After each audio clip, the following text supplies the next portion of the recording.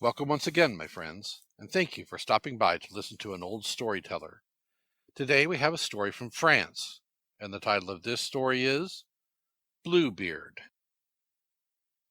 There was a man who had fine houses, both in town and country, a deal of silver and gold plate, embroidered furniture, and coaches gilded all over with gold. But this man was so unlucky as to have a blue beard, which made him so frightfully ugly that all the women and girls ran away from him.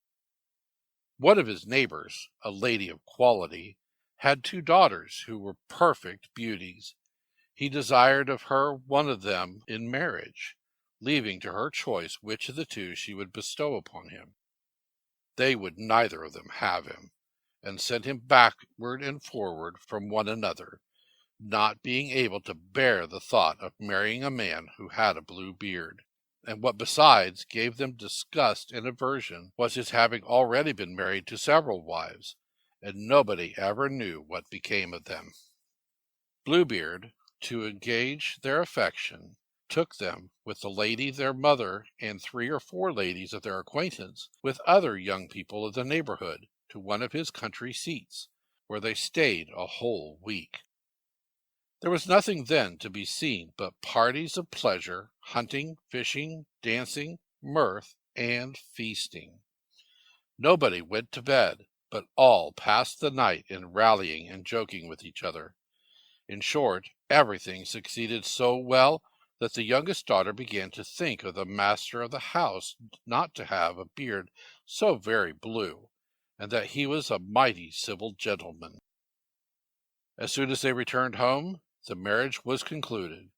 About a month afterward, Bluebeard told his wife that he was obliged to take a country journey for 6 weeks at least, about affairs of very great consequence, desiring her to divert herself in his absence, to send for her friends and acquaintances, to carry them into the country, if she pleased, and to make good cheer wherever she was. "Here," said he, "are the keys of the 2 great wardrobes, wherein I have my best furniture. These are of my silver and gold plate, which is not every day in use. These open my strong boxes, which hold my money, both gold and silver. These my casks of jewels, and this is the master key to all my apartments. But for this little one here, it is the key of the closet at the end of the great gallery on the ground floor. Open them all, go into all and every one of them, except that little closet, which I forbid you, and forbid it in such a manner that if you happen to open it, there's nothing but what you may expect from my just anger and resentment." She promised to observe very carefully whatever he had ordered. Then he, after having embraced her, got into his coach and proceeded on his journey. His neighbors and good friends did not stay to be sent for by the new married lady. So great was her impatience to see all the rich furniture of her house, not daring to come while her husband was there, because of his blue beard, which frightened them. They ran through all the rooms, closets, and wardrobes, which were all so fine and rich that they seemed to surpass one another. After that they went up into the 2 great rooms, which were the best and richest furniture. They could not sufficiently admire the number and beauty of the tapestry, beds, couches, cabinets, stands, tables, and looking glasses, in which you might see yourself from head to foot. Some of them were framed with glass, others with silver, plain and gilded. The finest and most magnificent ever were seen. They ceased not to extol and envy the happiness of their friend, who in the meantime in no way diverted herself in looking upon all these rich things, because of the impatience she had to go and open the closet on the ground floor. She was so much pressed by her curiosity that, without considering that it would be very uncivil to leave her company, she went down a little back staircase, and with such excessive haste that she had twice or thrice likely to have broken her neck. Being come to the closet door, she made a stop for some time, thinking upon her husband's orders, and considering what unhappiness might attend her if she were disobedient. But the temptation was so strong she could not overcome it.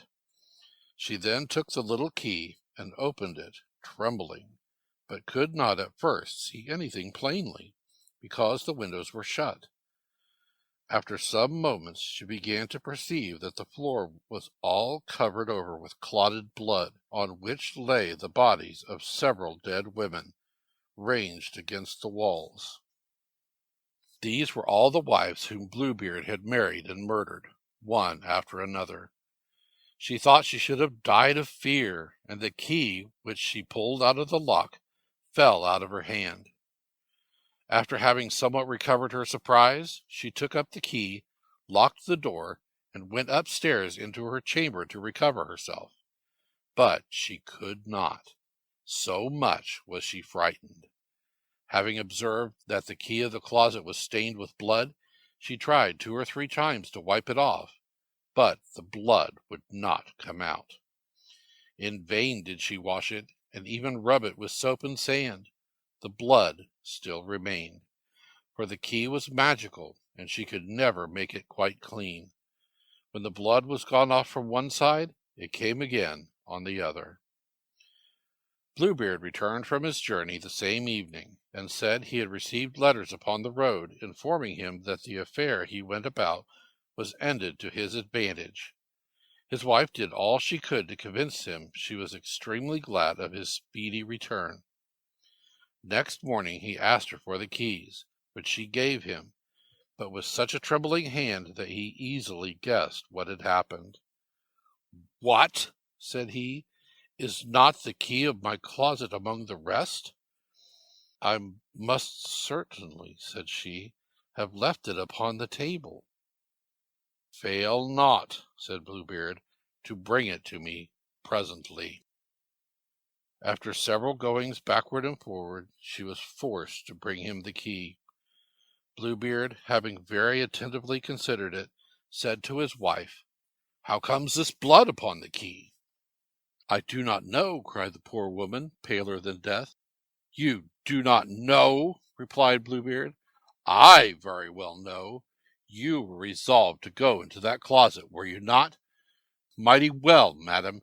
You shall go in, and take your place among the ladies you saw there." Upon this she threw herself at her husband's feet, and begged his pardon with all the signs of a true repentance, vowing that she would never more be disobedient. She would have melted a rock, so beautiful and sorrowful was she, but Bluebeard had a heart harder than any rock. "You must die, madam," said he, "and that presently."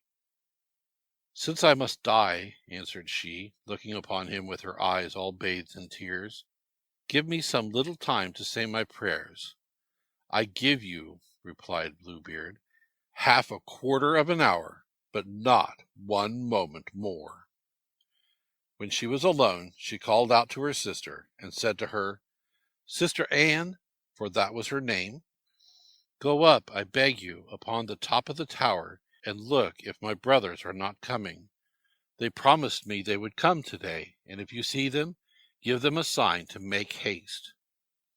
Her sister Anne went up upon the top of the tower, and the poor afflicted wife cried out from time to time, "Anne, Sister Anne, do you see anyone coming?" And Sister Anne said, "I see nothing but the sun, which makes a dust, and the grass, which looks green." In the meanwhile Bluebeard, holding a great sabre in his hand, cried out as loud as he could bawl to his wife, "Come down instantly, or I shall come up to you." "1 moment longer, if you please," said his wife, and then she cried out very softly, "Anne, Sister Anne, do you see anybody coming?" And Sister Anne answered, "I see nothing but the sun, which makes a dust, and the grass, which is green." "Come down quickly," cried Bluebeard, "or I will come up to you." "I'm coming," answered his wife, and then she cried, "Anne, Sister Anne, do you not see anyone coming?" "I see," replied Sister Anne, "a great dust which comes on this side here. Are they my brothers?" "Alas, no, my dear sister. I see a flock of sheep." "Will you not come down?" cried Bluebeard. "One moment longer," said his wife, and then she cried out, "Anne, Sister Anne, do you see nobody coming?" "I see," said she, "2 horsemen, but they are yet a great way off." "God be praised," replied the poor wife joyfully. "They are my brothers. I will make them a sign, as well as I can, for them to make haste." Then Bluebeard bawled out so loud that he made the whole house tremble. The distressed wife came down and threw herself at his feet, all in tears, with her hair about her shoulders. "This signifies nothing," said Bluebeard. "You must die." Then, taking hold of her hair with one hand and lifting up the sword with the other, he was going to take off her head. The poor lady, turning around to him and looking at him with dying eyes, desired him to afford her one little moment to recollect herself. "No, no," said he, "recommend thyself to God," and was just ready to strike. At this very instant there was such a loud knocking at the gate that Bluebeard made a sudden stop.